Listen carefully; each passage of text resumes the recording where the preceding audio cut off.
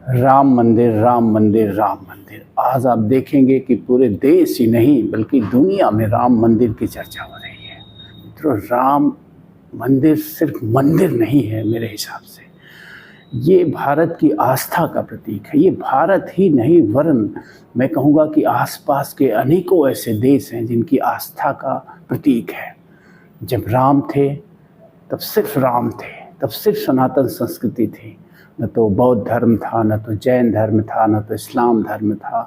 तो राम इस नाते हम सबके पूर्वज हुए। आज भारत ही नहीं बल्कि पाकिस्तान, बांग्लादेश या फिर अफ़गानिस्तान से लगा है, ये जितने भी पूरब के देश हैं ये सब सनातन संस्कृति को मानने वाले थे। तो राम हम 500 सालों के संघर्ष की बात, कुछ मूर्खों के चलते, कुछ अनपढ़ लोगों, जाहिलों के चलते, कुछ धार्मिक अंधों के चलते राम मंदिर के निर्माण में इतना समय लगा, जो कि हम सब के पूर्वज हैं। तमाम ऐसे लोग हैं जिन्होंने कालांतर में अनेकों कारणों से धर्म परिवर्तन किया, लेकिन ये कैसे भूल सकते हैं आपकी राम आपके भी पूर्वज हैं। आप अगर अपनी जाति बदल लें, अपना धर्म बदल लें, तो आपके माता पिता नहीं बदल सकते, आपके पूर्वज नहीं बदल सकते।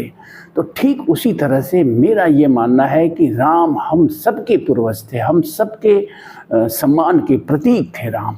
इसलिए 500 सालों के संघर्ष के बाद ही सही, जो हुआ वो हुआ, लेकिन अब होना ये चाहिए कि पूरब के जितने लोग हैं, चाहे वो हिंदू हों, चाहे मुसलमान हों, चाहे सिख हों, चाहे बौद्ध हों, चाहे जैन हों, चाहे पारसी हों, ये सब लोग उसी राम के वंशज हैं। और आने वाली 22 जनवरी को जो राम मंदिर की पुनर्स्थापना होने जा रही है, उसको दिवाली की तरह मनाना चाहिए। भारत के प्रधानमंत्री नरेंद्र मोदी ने भी इसका आह्वान किया है कि पूरे देश को दिवाली मनाने की ज़रूरत है, क्योंकि दिवाली पर्व जो है इसीलिए मनाया जाता था जब राम ने रावण पर विजय प्राप्त करके अयोध्या में वापस आए थे।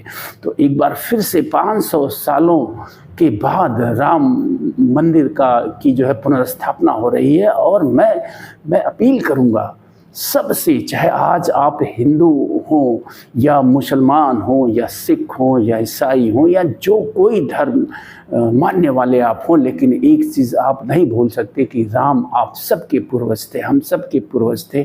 इसलिए राम मंदिर की स्थापना का हम सबको जश्न मनाना चाहिए और 22 जनवरी को सच में पूरा देश दिवालीमय होना चाहिए।